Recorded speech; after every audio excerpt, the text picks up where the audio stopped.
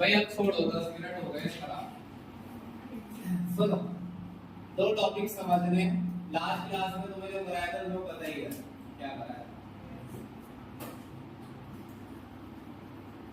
अच्छा, एक ना टॉपिक है कॉलिगेटिव प्रॉपर्टी।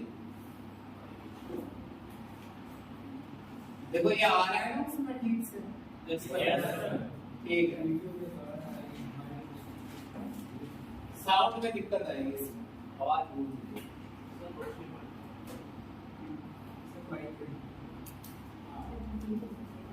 सुनो, टॉपिक है हमारा कॉलिगेटिव प्रॉपर्टी। सबसे पहला है relative lowering in vapour pressure.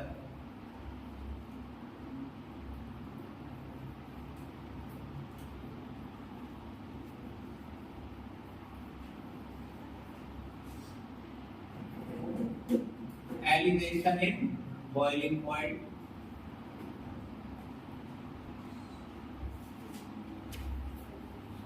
depression in freezing point, और चौथा है ऑस्मोटिक प्रेशर।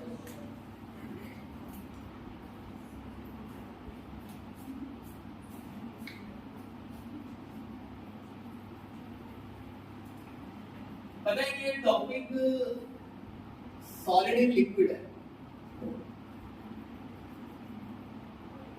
जिसमें लिक्विड है सॉल्वेंट और सोल्यूट है सॉल्वेंट। तुमने स्कूल में एक चैप्टर पढ़ा है? इसमें एक बेंट ऑफ फैक्टर नाम का टॉपिक आता है, कोई किसी ने नहीं पढ़ा? Bent of factor. तो पता है इस बुक में जो सबसे टफ टॉपिक है, मतलब पूरी बुक में, उनमें से एक है बेंट ऑफ फैक्टर। उसका टफ होने का रीजन बताता हूँ, सुनो ध्यान से, बहुत काम आएगा और तुमको टॉपिक भी बहुत समझ में आने लगेगा। वो टॉपिक जो है ना, दरअसल जहां पे उसको स्टार्ट किया जाता है बुक में, वो वहां पर स्टार्ट है नहीं, वो यहीं से स्टार्ट होता है और फिर वो अचानक से हेडिंग बदल जाती है वेंट ऑफ फैक्टर। तो बच्चा ना फिर सब कुछ उस वेंट ऑफ फैक्टर में समझने की कोशिश करता है, जो कि उसे थोड़ी क्लास पहले से समझना चाहिए था। समझना चाहिए था, ये मैं अभी साबित करके दिखाऊंगा। तो वेंट ऑफ फैक्टर के न्यूमेरिकल में केसी भी आता है, इक्विलिब्रियम कांस्टेंट। केसी निकालो, तुमने सुना होगा C alpha square 1 minus alpha. Alpha alpha कुछ पता है? 11th में अल्फा भी निकालने के लिए आता है। तो कई चीजों का मिक्सअप है, वो क्वेश्चन फिर भी हो जाता है। होने का सबसे बड़ा कारण क्या है कि ये टॉपिक मैंने क्या कहा, यही से शुरू होता है वेंट ऑफ फैक्टर। हालांकि वेंट ऑफ फैक्टर 5वां टॉपिक है, मगर वो फर्स्ट से ही स्टार्ट है। कैसे स्टार्ट है? सबसे पहले ये याद रखो कि ये टॉपिक है किसके लिए? Solid in liquid. जो सॉलिड होता है ना, क्या तुमने इससे पहले पढ़ा है solid in liquid? Yes sir. इस बुक में पढ़ा था, एक दिन आ रहा था सॉलिबिलिटी, जहां हीट करेंगे बर्फ पर रखेंगे। Yes sir. फिर मैंने उस दिन ये भी कहा था कि अब ये दोबारा आएगा। Yes sir. अब वो आ गया, आधा चैप्टर अब ये। जो सॉलिड है ना आपका, वो नॉन वोलेटाइल होना चाहिए। कैसा? ऑलमोस्ट सॉलिड सभी नॉन वोलेटाइल ही होते हैं। क्या सॉलिड जल्दी से वेपर में नहीं होते, या वेपर इतना कम बनाते हैं कि हम उन्हें नॉन वोलेटाइल कह सकते हैं। अच्छा आपको देखो तुम के जो हमारा कई सब्सटेंस ऐसे नहीं होते सॉलिड होते हैं, दूध से ही रखे हुए महक रहे होते हैं, किस चीज की स्मेल देते हैं? क्या उनके यहाँ तक आ जाता है? उनके वेपर से होते हैं। Yes sir. पहले मैं बचपन में समझता था इलेक्ट्रॉन, किसी ने पूछा था मुझसे, मैंने कहा इलेक्ट्रॉन, ये इतना बदला अंदर इलेक्ट्रॉन है। वेपर से होते हैं भाई, वो जो फ्रेग्रेंस आ रही है यहाँ पर, यस वेपर से। अभी प्लास्टिक जरा इतनी स्मेल नहीं देता है, ये भी वेपर बनाता है लेकिन बहुत बहुत। तो ऐसे सब्सटेंसेस को क्या बोलते हैं? Non volatile. नॉन वोलेटाइल का मतलब ये नहीं है कि तो पीछे ही पड़ गया, एक भी पार्टिकल ऊपर आया तो फ्लड में आ जाएगा। कि तुमने कहा था ये नॉन वोलेटाइल है इसलिए एक पेपर कैसे बन गया, एक आध तो बच जाएगा। तो आपका सॉलिड जो भी आप डालेंगे वो कैसा होगा, नॉन वोलेटाइल। सोल्यूट एसोसिएट या डिसोसिएट ना, ये क्या मतलब है भाई? अगर मैंने इसमें NaCl डाला पानी में, NaCl डालना क्यों बोल रहा हूं मैं, NaCl सॉलिड है तो वो दो हिस्सों में टूट जाएगा, Na और Cl, वो नहीं चलेगा। एक तो मास्क लगा रहे आधे मास्क के बिना बैठे हैं, तो ये कहां तो मैं संक्रमण से बचने नहीं तो भाई मैं ये कह रहा हूं कि NaCl अगर मैं इसमें डालता हूं तो वो दो हिस्सों में टूट जाएगा, Na और Cl, तो क्या NaCl चलेगा इसमें? नहीं। अब आपको ये बात नहीं पता है क्योंकि आपने शुरुआत से ध्यान नहीं दिया, इसीलिए आपको वेट ऑफ फैक्टर समझ में नहीं आ रहा। समझे मेरी बात? क्या छोटी छोटी बारीकियां हैं कि इसमें वो मॉलिक्यूल नहीं चलेगा, वो सोल्यूट नहीं चलेगा जो जाकर पानी में टूट जाए। कॉपर सल्फेट चलेगा, टूट जाएगा वो कॉपर में और सल्फेट में। KCl कोई भी आयनिक सॉलिड नहीं चलेगा जो किसमें टूट जाए, आयन में या जुड़ जाए। बेंजोइक एसिड अगर तुम अंदर डालोगे ना तो वो टूटने की जगह दो मॉलिक्यूल जुड़ जाते हैं ना, तो वो टूटेगा तो जुड़ेगा। इसका मतलब ये होना चाहिए जितने पार्टिकल तुमने डाले हैं पार्टिकल उतने ही रहने चाहिए। मैंने एक NaCl डाला, वो टूटकर दो गए, एक NaCl, ऐसा नहीं होना चाहिए। एक NaCl डाला है तो वो एक ही रहना चाहिए पार्टिकल। समझे मेरी बात? तीसरी चीज लो अमाउंट, सोल्यूट किसमें हो, लो अमाउंट। कोई ऐसा कोई ऐसा सोल्यूट बताओ जो ना होता हो एसोसिएट या डिसोसिएट। चलो डिसोसिएट ना होता हो, एसोसिएट ग्लूकोज आयंस में टूटता है, चल जाएगा। यूरिया ये सभी घुले के पानी में और ये टूटेंगे नहीं। तो क्या मतलब हमको भी पहचानना पड़ेगा ऐसा? देखो मैंने कहा कि जब भी मैं शुरू से पढ़ा रहा हूँ, न्यूमेरिकल भी मैंने बोला कि मैं खुद ही कराऊंगा। ठीक, एक चीजों में थोड़ा टाइम भी लगता ही है, अब मैं खुद ही न्यूमेरिकल कराऊंगा और खुद ही ये चीजें, तो ऐसी भी दिक्कत नहीं आएगी कि पहचानना पड़े, उसका भी हमने एग्जाम लगा रखा है। समझे? बस तुम समझ लो कि ये चलेंगे क्योंकि ये डूबते नहीं। अब पहले की बात डाल दो, लो अमाउंट में क्या होना चाहिए भाई पूर्णिमा, सोल्यूट, क्योंकि सोल्यूट अगर ज्यादा होता है ना तो मॉलिक्यूल पास आ जाते हैं, फिर वो फिर से जुड़ जाते हैं।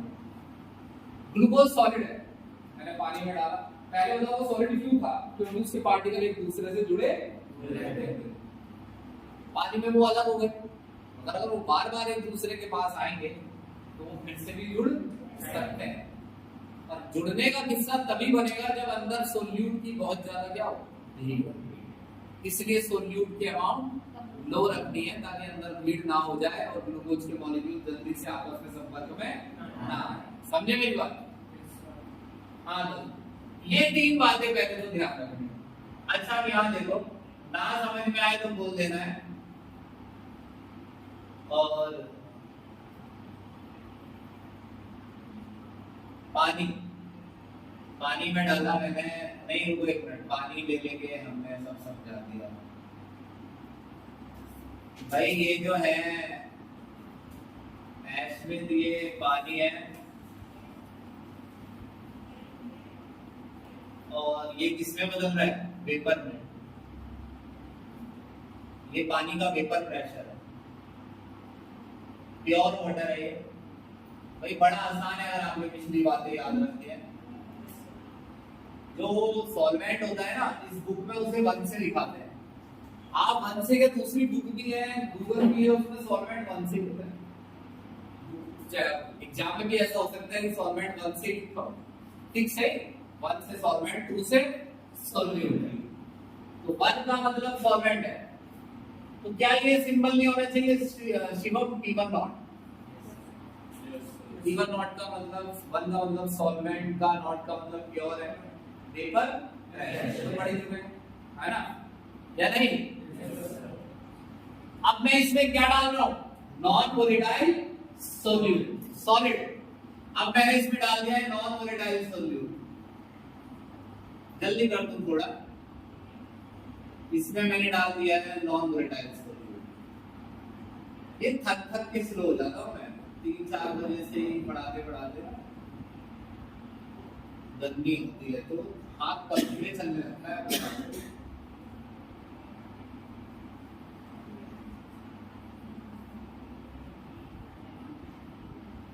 भाई ये माइनस क्या है कि ये सोल्यूट पार्टिकल है जो काले दिख रहे हैं, विलन काला विलन ही होता है। ये हमें बॉलीवुड में बताया है, बॉलीवुड में काला हीरो भी हो सकता है।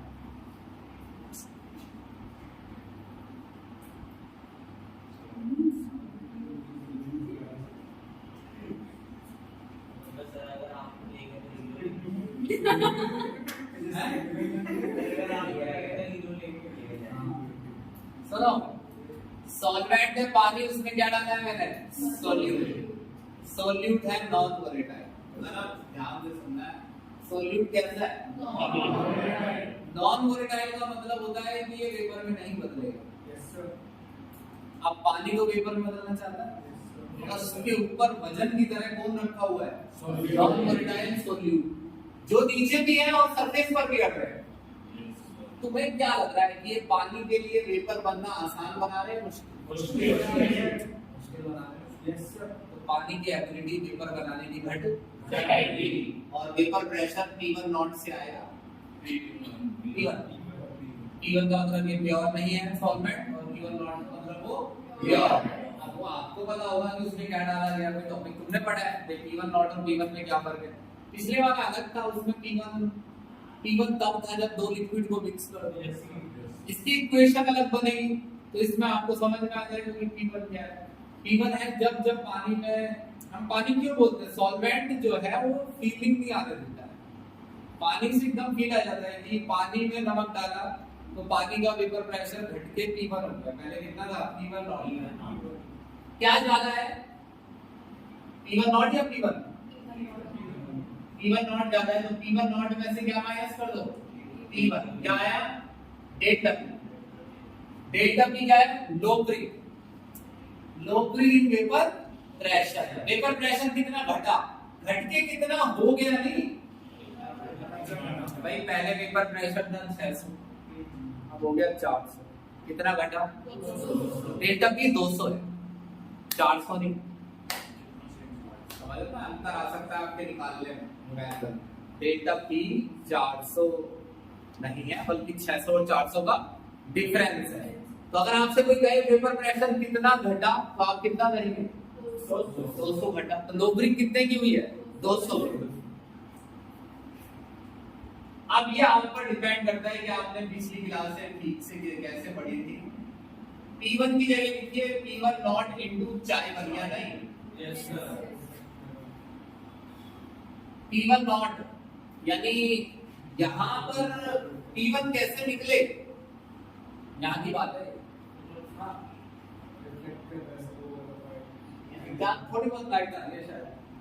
P1 कैसे निकले, सही है वैसे। ये मेरे को समझ नहीं आता है कि ये हिल क्यों रहा है। इसका ना जो वो नहीं आता है मोबाइल में, इसमें वो एक गिम्बल जो लगा होता है, जो कैमरा मुड़ता है अपने आप अंदर से, तो इसमें मुड़ता है मुझे लग रहा है। ये बाद में, क्योंकि जब मैं पहले मोड़ दी बाद में चेंज करता है वो। सुनो, सॉल्वेंट और सोल्यूट, भाई हर क्लास है सॉल्वेंट सोल्यूट। P1 कैसे निकलेगा मिली? पिछली क्लास में हमने पढ़ा था P1 निकालने के लिए अगर सारे पार्टिकल बन के हैं तो प्रेशर है P1 नॉट, और अगर बन के पार्टिकल आधे हो जाए तो P1 नॉट का क्या कर दो? आधा तो वही है ना। P1 नॉट मैंने कॉमन ले लिया है इसमें, तो क्या बचा 1 माइनस चाई 1। डेल्टा P है लोबरिंग और डेल्टा P को किससे डिवाइड कर दो, P1 नॉट से। इसे कहते हैं रिलेटिव लोबरिंग। क्या कहते हैं, रिलेटिव लोबरिंग। आप कहेंगे थोड़ा फील सा नहीं आ रहा है, मतलब कैसे आ रहा है। रिलेटिव लोबरिंग और लोबरिंग में क्या फर्क है।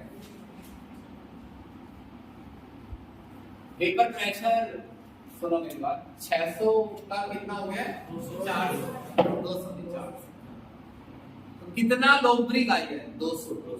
मतलब ये एग्जांपल ना हमारा 600 400 हो गया, तो कितने की लोबरिंग हुई, 200 की लोबरिंग हुई। तो 200 तो है डेल्टा पी, और ये क्या है पता है। अच्छा ये बताओ 600 का कितना फ्रैक्शन करने पर 200 आएगा। 600 का कर दो तो बटा 1/3 घंटे पर आ जाएगा 200। 600 का अगर क्या कर दो 1/3 तो क्या आएगा 200। यानी जो लोबरिंग है, यानी जो 200 है, जो लोबरिंग है वो ओरिजिनल प्रेशर का 1/3 है। ओरिजिनल प्रेशर क्या है, P1 नॉट। P1 नॉट का 1/3 है क्या, लोबरिंग। जो 200 और 600 इसीलिए तो लिया, समझ आए। जो 200 है वो है लोबरिंग इन वेपर प्रेशर, और 200 600 का 1/3 करने पर आ रहा है। 600 क्या है, ओरिजिनल प्रेशर। ओरिजिनल प्रेशर का 1/3 करने पर डेल्टा पी आता है, तो 1/3 पता है क्या है, रिलेटिव लोबरिंग। यानी रिलेटिव लोबरिंग का मतलब है कि जो लोबरिंग इन वेपर प्रेशर है वो ओरिजिनल प्रेशर का कितना फ्रैक्शन है। अभी भी आंसर थोड़ा सा मुश्किल है, इतना नहीं। लाओ एक बात बता दो, 600 200 400, 600 से प्रेशर हो गया 400। ओरिजिनल प्रेशर में इससे बोल रहा हूँ, शायद तुम यही नहीं समझ पा रहे। 200 है लोबरिंग, ये प्रेशर कितना घटा है, तो डेल्टा पी क्या है 200। बच्चे पूछ रहे हैं delta P by P1 not क्या है। वैसे तो लोग कहते हैं ये रिलेटिव लोबरिंग है, मैं ये समझा रहा हूँ कि रिलेटिव लोबरिंग का मतलब क्या है। कि आप क्या ये इस पूरे को क्या बोल रहे हैं, रिलेटिव लोबरिंग। भाई रिलेटिव लोबरिंग पता है क्या बताता है, जैसे रिलेटिव लोबरिंग की वैल्यू आई 1/3, तो रिलेटिव लोबरिंग ये बताता है कि जो लोबरिंग इन वेपर प्रेशर है वो ओरिजिनल प्रेशर का कितना फ्रैक्शन है। कि ओरिजिनल प्रेशर का 1/2 करने पर डेल्टा पी आएगा, या ओरिजिनल प्रेशर का 1/3 करने पर डेल्टा पी आएगा। तो बहुत अंतर है दोनों वैल्यू में। डेल्टा पी तो 200 है और delta P by P1 not कितना है 1/3। समझे मेरी बात की। अब मान लो कि हम आप कहते हैं कि सर मान लो हमें ये समझना है, तो याद बना रहे। कई बातें मैं सिर्फ इसलिए समझाता हूं कि वो आपका मन रखने के लिए। दरअसल उनका कोई ऐसा समय नहीं आएगा जब आपसे कोई ये पूछने लग जाए कि रिलेटिव लोबरिंग का असल में मीनिंग क्या होता है। सिर्फ वो ये पूछते हैं कि रिलेटिव लोबरिंग इन वेपर प्रेशर क्या होता है। आप क्लास में बोलते हैं delta P by P1 not, बता दो ऐसा होता है कि नहीं। Delta P by P1 not में अगर आपने अचानक से सर के सामने कह दिया कि डेल्टा रिलेटिव लोबरिंग होता है कि जो लोबरिंग इन वेपर प्रेशर है वो ओरिजिनल प्रेशर का कितना फ्रैक्शन है, तो पहले तो 2 मिनट तो नहीं लगेंगे ये क्या है। समझे मेरी बात। फिर वो कहेंगे हाँ यही होता है। तो ये किताब में नहीं लिखा है, मैं बता रहा हूँ कि भाई लोबरिंग और रिलेटिव लोबरिंग में क्या फर्क है। ये सही लिख जाएगा कि चाहे टू ये समस्या तो नहीं तुम्हारे अंदर सिंबल देख के पहचानना आता हो। P1 नॉट सॉल्वेंट का प्योर फॉर्म में वेपर प्रेशर, P1 सॉल्यूशन का वेपर प्रेशर, ये सॉल्यूशन। 1 माइनस चाई 1 P1 नॉट कॉमन लेने पर आया, 1 माइनस चाई 1 क्या होता है चाई 2। अब एक चीज और खास देखो, रिलेटिव लोबरिंग उतना ही होगा जितना सोल्यूट का फ्रैक्शन डालोगे। अगर तुमने सॉल्वेंट के मुकाबले सोल्यूट क्या कर दिया आधा, तो रिलेटिव लोबरिंग भी आधी आएगी, क्योंकि वो किसके इक्वल है चाई 2। और सोल्यूट के पार्टिकल 1/3 कर दिए तो रिलेटिव लोबरिंग भी क्या आएगी 1/3। अरे पूरा क्या है और ये किसके इक्वल है चाई 2। जो चाई 2 आएगा वही रिलेटिव लोबरिंग आएगा, वही तो होगा। वही समझा रहा हूं, समझे। अब रिलेटिव लोबरिंग एक क्या है, कॉन्जुगेटिव प्रॉपर्टी। ये चारों ही क्या है, आप समझ लेते हैं कॉलिगेटिव प्रॉपर्टी। ये चारों ही क्या है, कॉलिगेटिव प्रॉपर्टी। हर सॉल्यूशन के अंदर एक प्रॉपर्टी होती है, जैसे सॉल्यूशन की रिलेटिव लोबरी क्या है, सॉल्यूशन के बॉइलिंग पॉइंट में कितने का चेंज है, सॉल्यूशन का फ्रीजिंग पॉइंट कितना चेंज हो रहा है, सॉल्यूशन का ऑस्मोटिक प्रेशर क्या है। इसमें से सिर्फ हमने एक ही प्रॉपर्टी पढ़ी है, वो है रिलेटिव लोबरी। तो ये जो रिलेटिव लोबरी है ये सॉल्यूशन की तो होती है कि भाई सॉल्वेंट में सोल्यूट डाला तो कितनी रिलेटिव लोबरी आ रही है। तो रिलेटिव लोबरी किसकी प्रॉपर्टी है, सॉल्यूशन की। तो रिलेटिव लोबरी सॉल्यूशन की एक प्रॉपर्टी और रिलेटिव लोबरी की एक कॉलिगेटिव प्रॉपर्टी। कैसी? अब सवाल सिर्फ इतना रह गया कि कॉलिगेटिव प्रॉपर्टी क्या है या नहीं। ठीक, कॉलिगेटिव प्रॉपर्टी का मतलब है प्रॉपर्टी जिसकी वैल्यू अमाउंट ऑफ सोल्यूट पर डिपेंड करे या करती है, डिपेंड करे ना कि सोल्यूट के नेचर पर।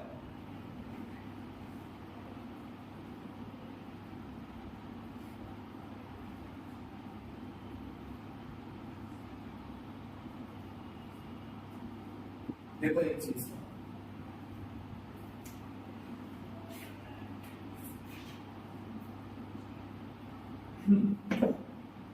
अगर मेरे पास 1 किलो पानी है, तुम सब पे 1-1 किलो पानी है, सब पर। अब इस लेक्चर को जरा ध्यान रखना, सभी के पास 1-1 किलो पानी है, सबके पास बोरी में सोल्यूट रखा हुआ है। उस कमरे में बहुत सारी बोरियों में सोल्यूट रखा है और सोल्यूट अलग अलग भी हो सकता है हर बोरी में।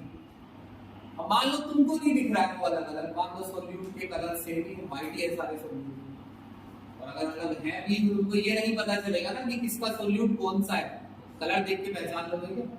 नहीं। तो कुल मिलाकर आपको नहीं पता कि कौन सा सोल्यूट कौन सा है।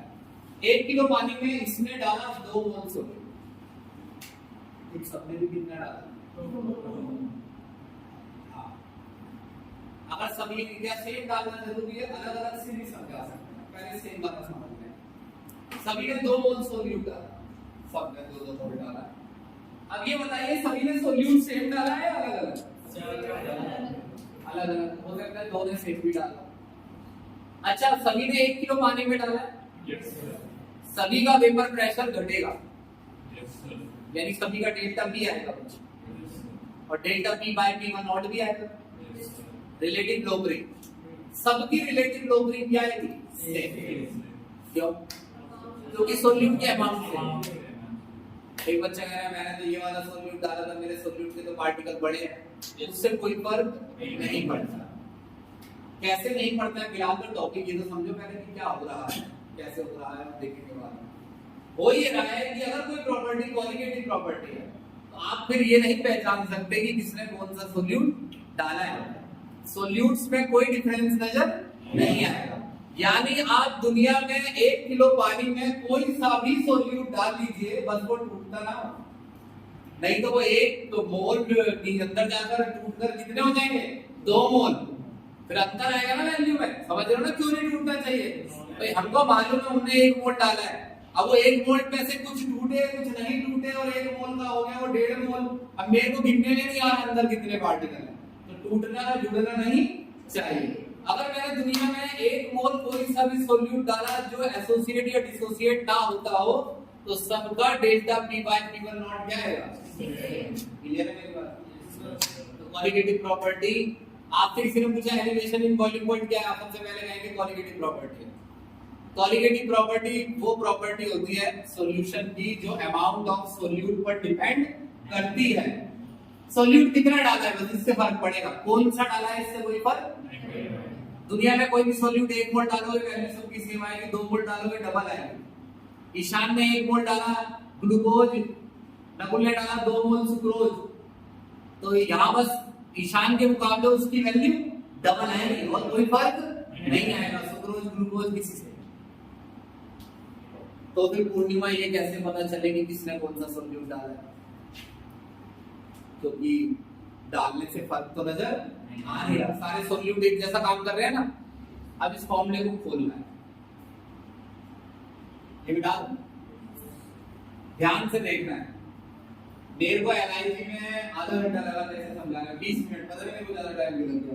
Delta P by P1 not equals to Chi2 को क्या लिखो, N2 प्लस N1। अब प्लीज ये मत डालेगा दोबारा कि सर ये क्या था, है ना। N2 तो कम है, पूर्णिमा पहले लिख दिया है, सोल्यूट कम होना चाहिए, तो नीचे से क्या हटा दो, नीचे से हट सकता है, ऊपर से हटा दोगे क्या, तो delta P by P1 not इसके इक्वल है N2 बाय N1। N2 क्या है, नंबर ऑफ मोल है, N2 है W2 by M2, mass of solute molar mass. भाई देखो ये है ना, यही तो बात है ना, ये है ना क्या लड़ों वाली बात कर रहे हो। मैं नंबर ऑफ मोल का फॉर्मूला लिख रहा हूं 9th क्लास में आता है, यस सर, वो आज जा रहा हूं, तो फिर क्या फायदा है पढ़ाएगा। फिर मैं कह रहा हूं कि तुम डायरेक्ट बताओगे, सही नहीं कह रहा, मैं सही कह रहा हूं, तुम यही बता पाओगे पॉजिटिव डेफिनेशन के ऊपर से जाता है, बस वही मैं कह रहा हूं, फिर तुम्हारे बात समझ नहीं आती है। नंबर ऑफ मोल को खोल के बताओ क्या लिखा है सर, मास टू से समझ रहे हो ना, यहाँ कुछ लिखना नहीं है, लिख सकते हो मगर मत लिखो कि W2 क्या है M2 क्या है, क्या आपको याद है 2 से सोल्यूट है, W2 मास है और M2 यहाँ क्या आएगा, अब क्या लिखो यहाँ delta P by P1 not. अब सुनना मेरी बात ध्यान से,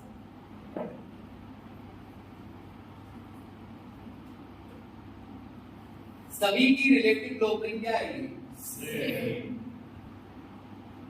सभी को पता होगा कि उन्होंने सॉल्वेंट का कितना मास डाला, सभी को पानी बहुत घट दिया गया 1 किलो, सभी को पानी का जब फॉर्मूला बताया तो आप पानी का क्या निकाल सकते हैं, सोल्यूट का मास तो आपको पता ही होगा आपने कितना डाला है, मतलब क्या नहीं पता, क्योंकि आपको सोल्यूट का फॉर्मूला नहीं मालूम। यहाँ से आप सोल्यूट का क्या निकाल सकते हैं, तब आपको पता चलेगा कि आपने कौन सा सोल्यूट डाला है। तो इस टॉपिक में लास्ट में ये लिखा है कि मोलर मास निकाल सकते हैं सोल्यूट का। मैंने पूरी स्टोरी में ये समझा दिया है कि मोलर मास क्यों निकालना है, समझ में आई मेरी बात।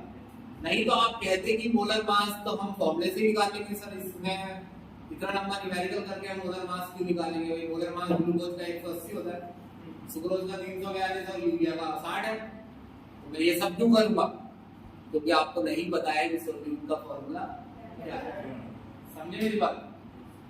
आप यहीं पर एक बात सुनो, अगर आपका अभी सुन रहा अभी अगर आपका सोल्यूट एसोसिएट या क्या होता एसोसिएट, तो वो मोलर मास गलत आता। इसीलिए ये समझाना शब्दों से अभी इतना आसान नहीं है, लेकिन टूटना और जुड़ने से जो मोलर मास आप निकालेंगे वो गलत आने लग जाएगा, समझे मेरी बात। वो तभी सही आएगा जब आपका सोल्यूट एसोसिएट या डिसोसिएट। अब वेंट ऑफ फैक्टर जब चैप्टर आता है, टॉपिक आता है, तो एक बच्चा बैठा है सामने, मतलब ट्रायल वाला दिन है या डेमो वाला, अब आप उससे जैसे पहले कहेंगे एब्नॉर्मल मोलर मास, जैसे आप उससे शब्द बोलेंगे एब्नॉर्मल मोलर मास, तो ये शब्द आपके समझ आ गया कि मोलर मास क्यों निकालना है, और वो ये समझा रहे हैं कि मोलर मास गलत क्यों आता है जब मॉलिक्यूल क्या हो जाए एसोसिएट या डिसोसिएट। अब हमारे लिए समझना कितना आसान है ये देखो, अब हमें चैप्टर की टॉपिक की जड़ पता है, 5वें टॉपिक की बात कर रहा हूं मैं, 4थे तक नहीं। हमें मालूम है, मैं डालूंगा एडिंग वेंट ऑफ फैक्टर, मैं कहूंगा मोलर मास गलत क्यों आता है समझिए, मैं कहूंगा टूट जाता है और जुड़ जाता है, बस मेरे लिए इतना समझाना रह गया कि टूटने और जुड़ने से वो गलत कैसे आता है, क्लियर मेरी बात। अब अगर आपने आज ही याद नहीं किया वेंट ऑफ फैक्टर तो कल वो किसी काम का नहीं लगेगा। दूसरा समझाना है एलिवेशन एंड बॉइलिंग पॉइंट, ये समझ में आ गया। सिंबल देख लो, अगर तुम्हें नीडल लिख देनी तो बताओ कौन सी चीज क्या है। वैसे तो थोड़ा ये है कि थोड़ा तेज बन लो यार। चलो लिख लो, किसी को जरूरत है तो लिखो जल्दी। N2 N2 चार पांच सिंपल है, अगर किसी को जरूरत हो तो जल्दी लिखना चालू करो। सिंपल बता रहा हूं। तो मोलर मास से ये कैसे पता चलेगा कौन सा सॉल्यूट है? अगर मोलर मास निकल भी जाता है तो सब कुछ सॉल्यूट का सेम ही था। हां बस कुछ का सेम आता है भी है, तो पता कैसे चलेगा कि यही सॉल्यूट है? ज्यादातर चांस ये है क्योंकि इसमें सभी सॉल्यूट तो चलते हैं। भाई बात बताओ, ये 60 ग्राम में घुल के यहाँ पर ज्यादातर चांस है क्योंकि यूरिया ही एक नॉन वोलेटाइल सॉल्यूट है जो मास कितना दे रहा है 60। दूसरे भी 60 देते हैं मगर वो ना तो नॉन वोलेटाइल नहीं वोलेटाइल। चलो डालो, इसमें लाइट अच्छी आ रही होगी देखो।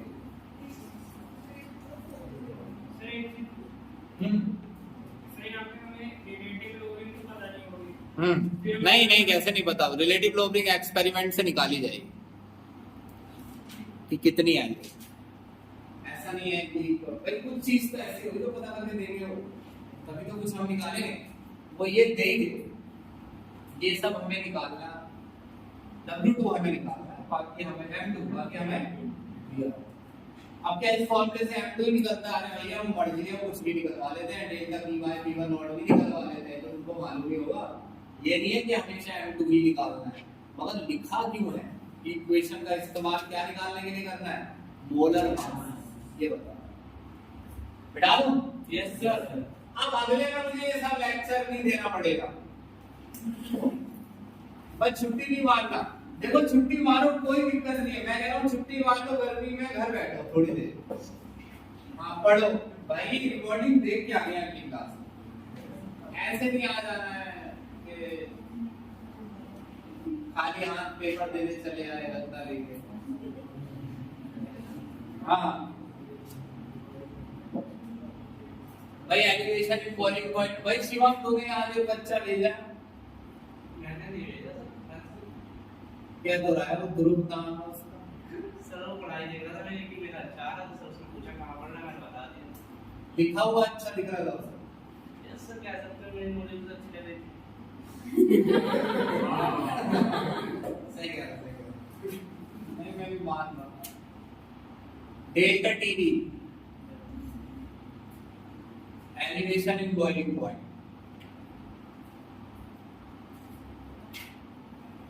एक तो चीज है ना इसमें बच्चे थोड़ा हजम सा नहीं करते हैं, बसते हैं, वो बॉइलिंग पॉइंट की डेफिनेशन है। तो बॉइलिंग पॉइंट की डेफिनेशन ये होती है कि कोई लिक्विड किस टेम्परेचर पर बॉईल हो, मगर यहाँ ये नहीं होती है। क्लियर मेरी बात? इस चैप्टर में होती है कि temperature at which a liquid start to become, oh, temperature at which vapor pressure of a liquid, temperature जिस पर vapor pressure liquid का become equals to atmospheric pressure।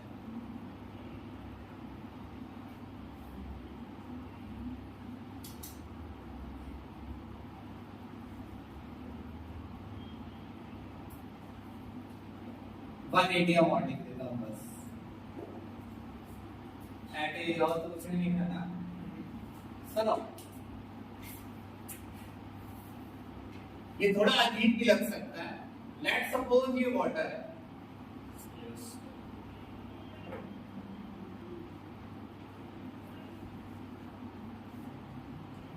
कितना टेम्परेचर है इसका? रूम टेम्परेचर के बराबर है पानी लिया। पहले बताओ कि वाटर लिक्विड से किसमें बदलता है?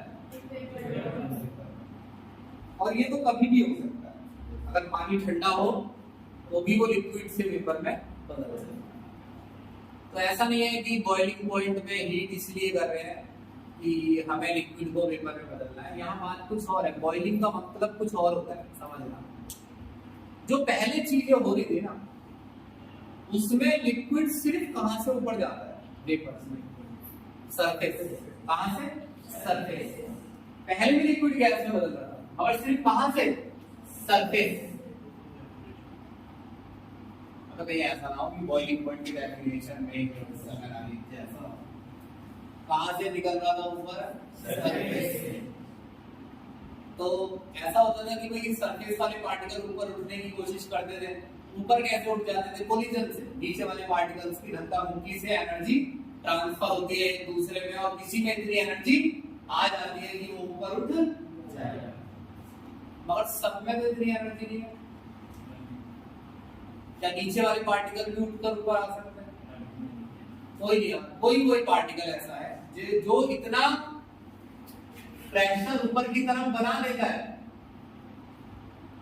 कि जो एटमॉस्फेयर का प्रेशर है उसके सर पर होने के बावजूद भी लिक्विड ऊपर उठ जाए। तो कोई भी लिक्विड ऊपर उठने की जब कोशिश करता है तो एटमॉस्फेयर के पार्टिकल उसे किस ओर दबाते हैं? बहुत सिंपल फिनोमेना है।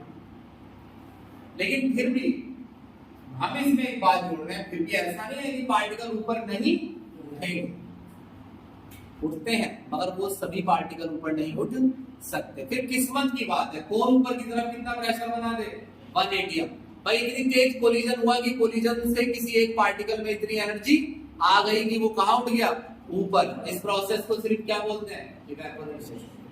लेकिन सब में इतनी एनर्जी आ जाए कि वो किस तरफ उठने लगे?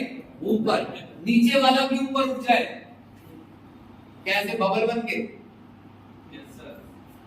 कहीं से भी पार्टिकल किस में बदल सके? गैस में। इसके लिए पानी के टेम्परेचर को कितना करना पड़ेगा? 100 डिग्री सेल्सियस, 373 केल्विन। तब आप ये कह सकते हैं कि उस समय पानी का जो वेपर प्रेशर है वो कितना है? 180। यानी पानी के सभी पार्टिकल ऊपर उठने के लिए कितना प्रेशर लगा रहे हैं? 180 सभी के। ये नहीं कि कुछ लकी सरफेस वाले कुछ 180 से ज्यादा लगा रहे हैं, लेकिन ऑलमोस्ट सभी पार्टिकल मिनिमम कितना प्रेशर लगा रहे हैं? 180। तो अब फिर भी भाई सब इनमें से कोई भी ऊपर उठ सकता है।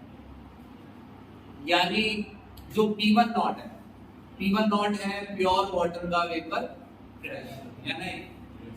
1 का मतलब सॉल्वेंट, प्योर सॉल्वेंट का वेपर प्रेशर। वही वेपर प्रेशर कितना हो जाएगा? 180। नीचे के सारे पार्टिकल ऊपर उठ फ्रीली। समझे मेरी बात? थोड़ा ये एनिमेशन से ज्यादा समझना आता है। हर एक पार्टिकल ये दिखाया जाएगा, एक पार्टिकल ऊपर उठ रहा है, उसे नीचे दबा दिया, फिर भी एक ऊपर खिसक गया और फिर सब में इतनी एनर्जी आ गई कि वो ऊपर उठ गए। उसके लिए आपको कितना प्रेशर डालना पड़ेगा? 180 सभी को ऊपर की तरफ। तो अब आप डेफिनेशन ये रखिएगा कि जिस टेम्परेचर पर कोई लिक्विड का वेपर प्रेशर P1 नॉट, वही P1 नॉट अगर बढ़कर कितना हो जाए? 180। अब P1 नॉट तो बढ़ता नहीं, बढ़ता है, मगर जब क्या बढ़ाया जाए? टेम्परेचर। उस टेम्परेचर पर अगर पानी को सभी ने रूम टेम्परेचर पर लिया तो सबका वेपर प्रेशर सेम आएगा, मगर कोई टेम्परेचर अगर बढ़ा दे तो P1 नॉट यानी कि वो नॉट वाली वैल्यू भी बढ़ और घट सकती है। समझे मेरी बात की नहीं? अब ये समझो, यहां से हटा दो इसे वाटर को, ये नीचे लिख दो वाटर एट 100 डिग्री 373 याद रखना।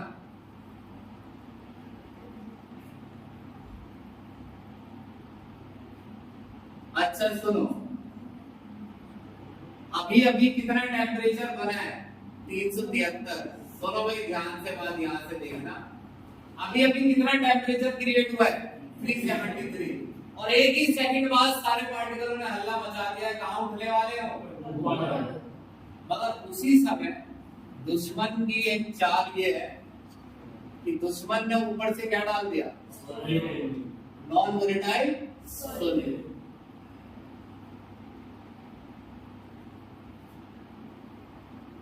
अब ये बताओ क्या नॉन वोलेटाइल सोल्यूट ऊपर उठेगा? ये तो उठेगा नहीं, तभी इसका नाम नॉन वोलेटाइल। और ये पानी की उठने में मदद करेगा।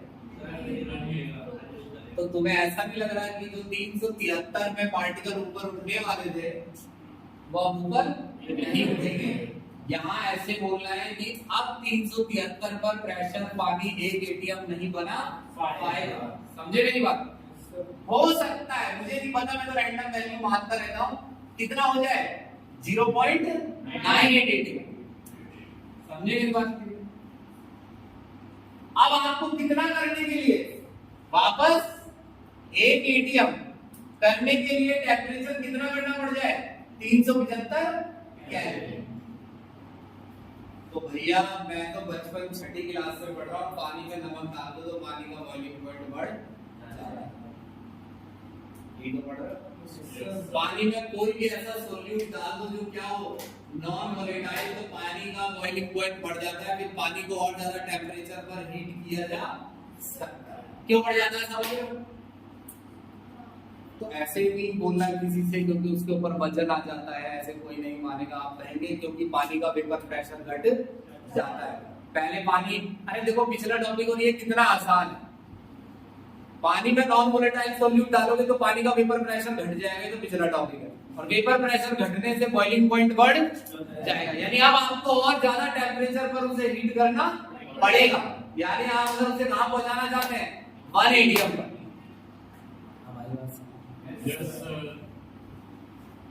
ये टी नॉट बी है। टी नॉट बी का मतलब बताओ एस्टिमेट क्या लग रहा है तुम्हें?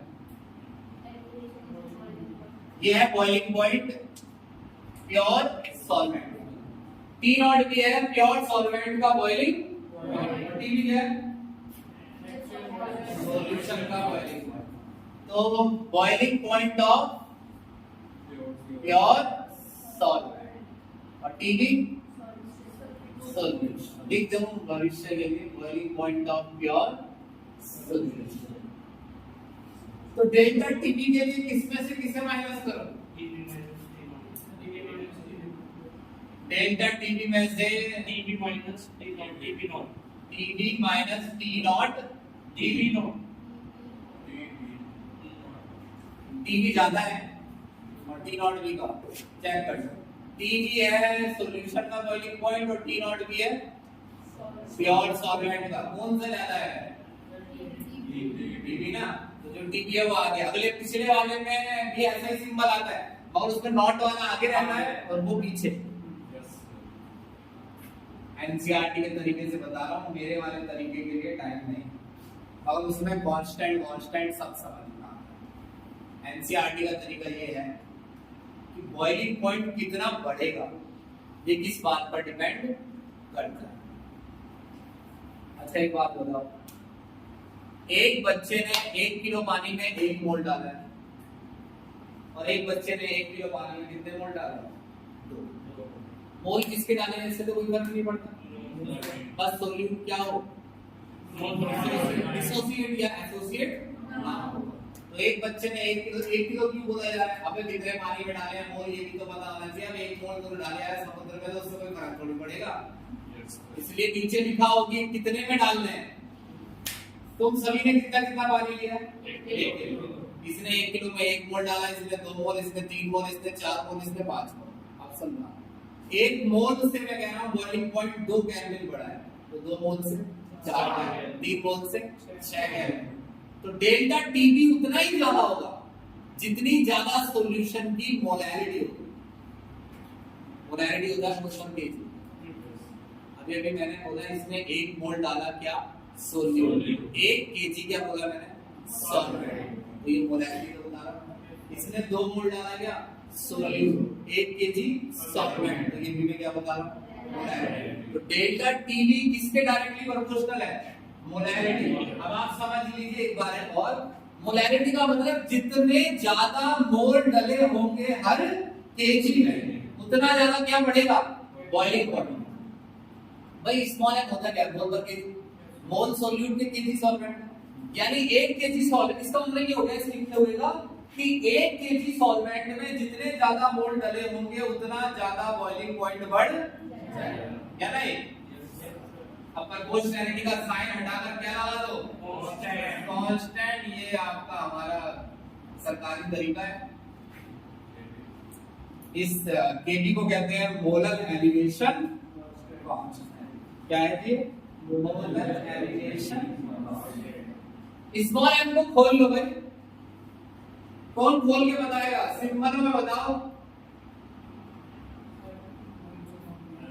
ऊपर लिखा है moles of solute. Yes moles of solute कैसे होते हैं मोहित? मास अपॉन में मोलर मास। मोलर मास और मास किसका? नीचे क्या लिखना है? Mass of solvent W1। इसमें भी कहेगा कि इस फॉर्मूले से हम क्या निकालते हैं? मोलर मास सोल्यूट का। ऐसा नहीं हमेशा निकालते हैं, लेकिन कभी पहचान करने की जरूरत पड़ जाए तो आप यहाँ से क्या निकाल सकते हैं? सोल्यूट का मोलर मास। मगर वो मोलर मास गलत आएगा अगर क्या हो गया तो एसोसिएशन या डिसोसिएशन। ऐसा बोलते रहो वेक्टर ऑफ फैक्टर खुद ही समझ में आने लग जाएगा। समझे? डायरेक्ट उसी दिन पकड़ा के आज आसान हो जाएगा और कल देखा जाएगा तो वो कल फिर मुश्किल हो जाएगा। कितना टाइम हो रहा है? 2-3 मिनट बचे। अच्छा एक चीज बताओ, यस